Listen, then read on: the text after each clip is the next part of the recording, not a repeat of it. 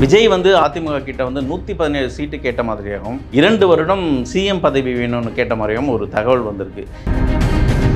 எடப்பாடி வந்து விஜய் கிட்ட போய் பேசுவாரானா சாத்தியம் கிடையாது. விஜயும் அதிமுக கிட்ட போய் பேசுவாரானா அதையும் நம்ம யோசிக்க வேண்டிய விஷயம். விஜய் வந்து ஒரு நல்ல ஒரு தலைமை கூட்டணியில் பயணிக்கணும். அவர் அதிமுகவோட பயணிச்சாதான் அது அவரோட வாக்கு வங்கிகள்லாம் வெற்றி வாக்காக மாறும். விஜயகாந்தோட அரசியல் வேறமா? விஜயகாந்துக்குன்னு ஒரு ஓட் பேங்க் ஸ்டாண்டர்டாக இருந்தது. இன்னைக்கு வந்து அது விஜய்க்கு இருக்கான்னா கிடையாது. அதிமுகவுடைய 2026 தேர்தல் பொறுப்புகள் அந்த லிஸ்ட்ல வந்து செங்கோட்டையன் அவர்களுடைய பெயர் இல்லை அப்படின்றது பார்க்க முடியுது. செங்கோட்டையின் பெயர் மட்டுமல்ல, பல மூத்த அமைச்சரோட பெயரும் அந்த இடம்பெறல. இது வந்து எடப்பாடி எடுக்கிற ஒரு ஸ்ட்ராட்டஜிக்ஸ். பிரசாந்த் கிஷோரோட வருகை வந்து ஒரு பெரிய பேசும் பொருளாக தான் இருந்தது தமிழகத்தில்.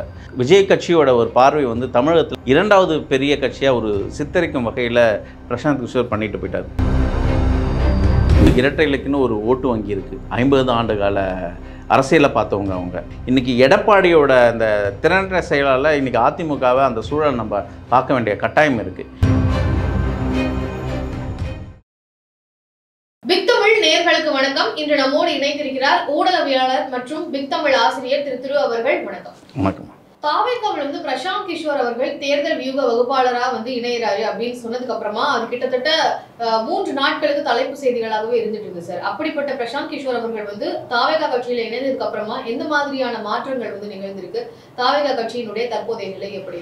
நீங்கள் சொன்ன மாதிரி பிரசாந்த் கிஷோரோட வருகை வந்து ஒரு பெரிய பேசும் பொருளாக தான் இருந்தது தமிழகத்தில். விஜய் கட்சியோட ஒரு பார்வை வந்து தமிழகத்தில் ஒரு 2வது பெரிய கட்சியாக ஒரு சித்தரிக்கும் வகையில் பிரசாந்த் கிஷோர் பண்ணிட்டு போயிட்டார். ஏன்னா அவர் சொன்ன அந்த 20% வாக்கு வங்கி இன்றைக்கி அதை உற்று பார்த்தோம்னா ஏன் அந்த பேசும் பொருளாக ஆச்சு தாவேக்கான்னா இன்றைக்கி அதிமுகவோட இந்த செயலற்ற தன்மை தான். அதிமுக நிலைமை இன்றைக்கி வலுவிழந்து இருக்கிறதுனால இன்றைக்கி விஜயை வந்து பேசும் பொருளாக தமிழகத்தில் பேசப்படுறாங்க. அதுவும் குறிப்பாக பிரசாந்த் கிஷோரோட அந்த வார்த்தை 20% ஓட்டு வங்கி விஜய்க்கு இருக்குது அப்படின்னு சொல்லிட்டு போயிருக்காரு. இது வந்து விஜய் கட்சியில் ஒரு பெரிய தாக்கம், அதாவது விஜய் ரசிகர்களாக இருக்கட்டும், விஜய் கட்சியில் இருக்கட்டும், இது பெரிதும் பேசும் பொருளாக நம்ம பார்க்குறாங்க. என்னென்னா ஒரு ஸ்ட்ராட்டஜிக்ஸ், அதாவது ஒரு இன்றைக்கி தமிழ்நாட்டில் இவங்க தான் ஒரு மாசான ஒரு கட்சி, 2வது கட்சி. திமுகவுக்கு எதிராக ஒரு போராடுற கட்சி யாருன்னா அது விஜயோட தாவேகா கட்சியாக தான் பார்க்கப்பட்டது. அது அந்த மாதிரி திமுகவுக்கு அளவுக்கு அதிமுக அப்படின்னு இருந்த இடத்துல அதிமுகவை ஈடு செய்யற அளவுக்கு தாவேகாவுக்கு ஸ்டஃப் இருக்கு அப்படின்னு நம்புறீங்களா? இல்லை, அப்படி நம்ம அந்த பார்வையில் நம்ம பார்க்க முடியாது. இரட்டை இலக்குன்னு ஒரு ஓட்டு வங்கி இருக்குது. 50 ஆண்டு கால அரசியலை பார்த்தவங்க அவங்க. அவங்களுக்குன்னு ஒரு தனி மெஜாரிட்டி இருக்குது. இன்றைக்கி எடப்பாடியோட அந்த திறனற்ற செயலால் இன்றைக்கி அதிமுகவை அந்த சூழல் நம்ம பார்க்க வேண்டிய கட்டாயம் இருக்குது. இன்றைக்கி விஜய் அதிமுக அப்படின்னு ஒரு பேரம் பேசுகிற ஒரு இடத்துல யார் இருக்கான்னா எடப்பாடி வந்து விஜய் கிட்ட போய் பேசுவாரானா சாத்தியம் கிடையாது. விஜயும் அதிமுக கிட்ட போய் பேசுவாரானா அதையும் நம்ம யோசிக்க வேண்டிய விஷயம். ஏன்னா இன்றைக்கி நான் தான் பலசாலின்னு விஜய் ஒரு கணிப்பில் இருக்கார். அந்த சூழலை வந்து பிரசாந்த் கிஷோர் ஏற்படுத்தி போயிட்டார். இன்றைக்கி பாஜகவும் சரி அதிமுகவும் சரி விஜய் கிட்ட தான் கூட்டணி பேரம் பேசும் பொருளாக பார்க்கப்படுது. நம்ம இன்றைக்கி நேற்று நான் கேட்ட விஷயம் வந்து விஜய் வந்து அதிமுக தரப்பில், அதாவது அதிமுக கிட்ட வந்து 117 சீட்டு கேட்ட மாதிரியாகவும் 2 வருடம் சிஎம் பதவி வேணும்னு கேட்ட மாதிரியும் ஒரு தகவல் வந்திருக்கு. இது எடப்பாடி அவர்கள் எப்படி இந்த விஷயத்தை அணுக போகிறாருன்னு எனக்கு தெரியல. அந்த 2 வருஷம் கொடுத்துருவாரான்றது யோசிக்க வேண்டிய விஷயம். இது வதந்தியா இல்லை கிட்டத்தட்ட இந்த பேச்சுவார்த்தை நடந்திருக்கான்னு கொஞ்சம் யோசிக்கணும். அதிமுகவும் தற்போது வந்து வலுவிழந்திருக்கு அப்படின்ற ஒரு சூழல் தான் இருந்துட்டு இருக்கு. தாவேகாவை பொறுத்த வரைக்கும் அது புதிதாக தோன்றிய கட்சி அப்படின்றப்போ அவங்களுக்கு ஒரு கணிசமான வாக்குகள் வர்றதே வந்து சிக்கலாக இருக்கும். அவ்வளவுதான் வாங்க முடியும். 2வது ஒரு நிலையாக மாறிடக்கூடாது. திமுகவுக்கு அடுத்ததாக 2வது நிலை கட்சியாக மாறாமல் இவங்க பவருக்கு வரணும் அப்படின்னா அதுக்கு ஒரே வழி அதிமுகவும் தாவேகாவும் இணையணும் அப்படின்ற மாதிரியான வியூகங்கள் வந்து வகுத்து சொல்லியிருக்கிறாங்க.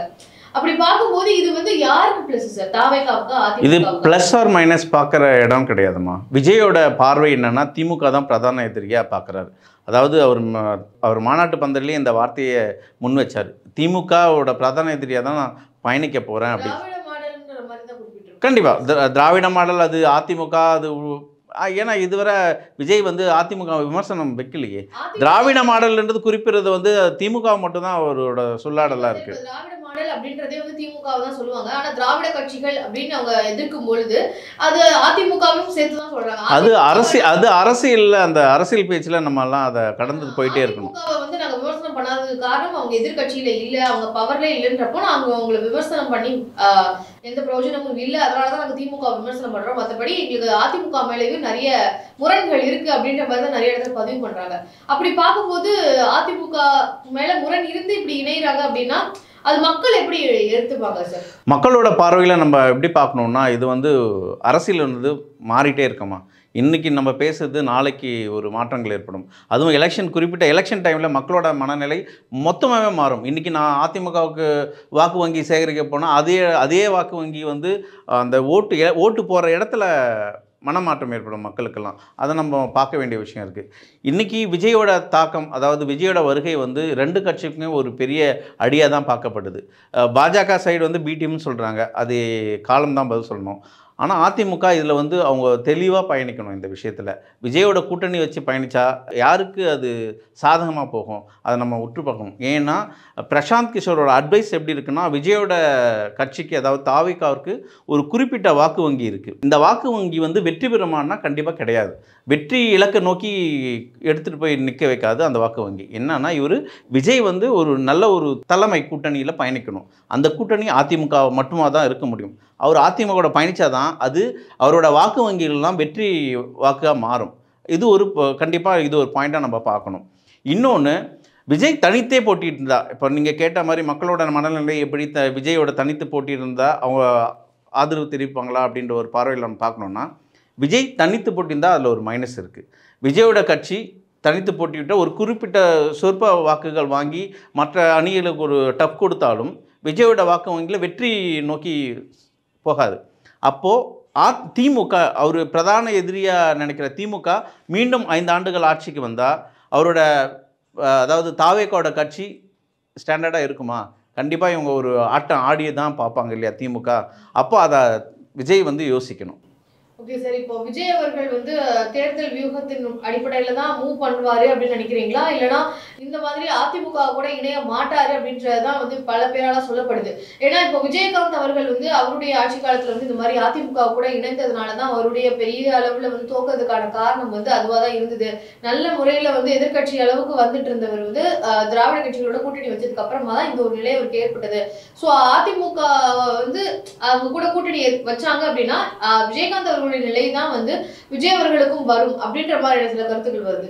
இல்லை, கண்டிப்பாக விஜயகாந்தோட ஓட்டு வங்கி வந்து அது தீர்க்கமான, அது ஸ்டாண்டர்ட் சாலிடு ஓட் பேங்க். அதெல்லாம் அதில் ஒரு நம்ம அதாவது அதிமுகவில் ஓட் பேங்க்கும் கிடையாது, அது திமுக ஓட் பேங்க்கும் கிடையாது. விஜயகாந்துக்குன்னு ஒரு ஓட் பேங்க் ஸ்டாண்டர்டாக இருந்தது. இன்றைக்கி வந்து அது விஜய்க்கு இருக்கான்னா கிடையாது. அது நம்ம அதை பார்க்கணும். அதை ஆனால் விஜயகாந்தோட அரசியல் வேறமா. விஜயகாந்த் வந்து அவர் கட்சி தொடங்கி தனியாக பயணித்து 2 தோல்விகளை கண்டு தான் கூட்டணிக்கே பேச்சுவார்த்தைக்கு போனார். அப்போ கூட்டணி பேச்சுவார்த்தையில் ஒரு சக்ஸஸ் தான் பண்ணார். ஒரு எதிர்கட்சி, தார்மீக எதிர்கட்சியாக வந்து அமர்ந்தது வந்து அவரோட சக்ஸஸாக தான் நம்ம பார்க்கணும். அதே வகையில் விஜயும் பயணித்தா அவருக்கு ஒரு நல்ல ஒரு எதிர்காலம் இருக்குது. தனித்து போட்டின்னா அது சாத்தியமில்லாத ஒன்று. ஓகே சார், அதே மாதிரி இப்போ ஒய் பிரிவு கீழே விஜய் அவர்களுக்கு பாதுகாப்பு கொடுத்திருந்தாங்க. அதுவுமே வந்து தேர்தல் வியூகத்தின் அடிப்படையில தான் வந்து அதுவும் நடந்திருக்குமா? அதுலயும் ஏதாவது ஸ்ட்ராட்டஜி இருக்கா? அந்த ஒய் பிரிவுக்கு கீழே பின்னாடி ஏதாவது இருக்கா? ஒய் பிரிவு பாதுகாப்பு அது விஜய் தான் கேட்டு வாங்கியிருக்காரு. ஆனா அவங்க கேட்கவே இல்லை. விஜய் வந்து ட்விட்டரில் ஒரு பதிவு போட்டிருக்காரு, எனக்கு அச்சுறுத்தல் இருக்குது, ட்விட்டரில் போட்டிருக்காங்க, முட்டை வீசிடுவோம், ஆசிட் முட்டை வச்சிருவோம் அப்படின்ட்டுலாம் ஒரு அச்சுறுத்தலை எதிர்கொண்டதாக பேசும் பொருளாக இருந்தது. அது அவர் ட்விட்டரில் பதிவிட்டு இருந்திருக்காரு, எனக்கு பாதுகாப்பு வேணும்னு கேட்டிருந்தார். அதனால தான் ஒய் பிரிவு பதவி கொடுத்துருக்காங்க. ஸோ அந்த பாதுகாப்பை பற்றி உங்களுடைய கருத்து என்ன சார்? அது தேவையானதா? அது நம்ம அது அரசியல் கட்சி தலைவர்களுக்கு கண்டிப்பாக கொடுத்தாகணுமா? ஆம்ஸ்டாங் விஷயத்தில் நீங்கள் பார்த்தீங்க, அவருக்கு நடந்த விஷயம் திடீர்னு விஜய்க்கு எது வேணாலும் நடக்கலாம். அதுக்கு ஏன் முதல்ல தரலை அப்படின்ற ஒரு கேள்வியும் வரணும் இல்லையா?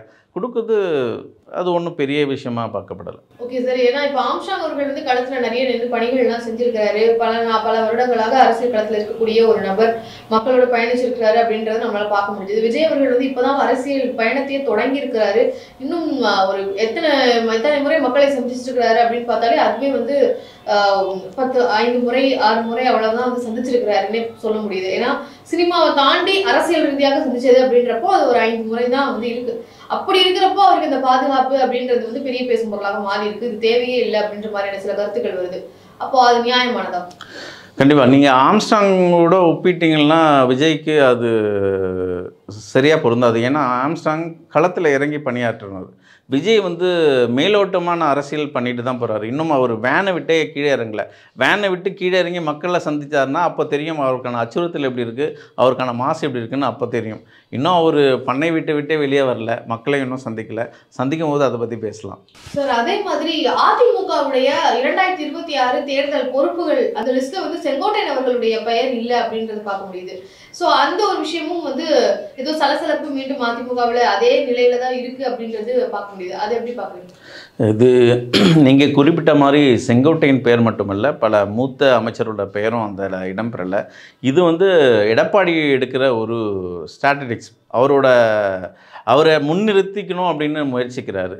எந்தவித ஒரு சலசலப்பும் இருக்கக்கூடாது. 2026 அவர் ஒரு சிஎம் பொசிஷனுக்கு வரும்போது, அதாவது தேர்தலில் வெற்றி பெற்று அவர் ஒரு அந்த இடத்த வந்து யாரும் அபகரிக்கக்கூடாது அப்படின்ற ஒரு பார்வையில் தான் அவர் பயணிச்சுன்னு இருக்கார். அதனால் யார் கழிச்சு விடணுமோ அந்த கழிச்சு விடுற படலத்தை ஸ்டார்ட் பண்ணியிருக்கார் எடப்பாடி. ஓகே சார், தமிழக அரசியல் களத்தினுடைய பல விஷயங்கள் குறித்து எங்ககிட்ட பகிர்ந்துகிட்டு இருக்கிறோம். நன்றிங்கம்மா.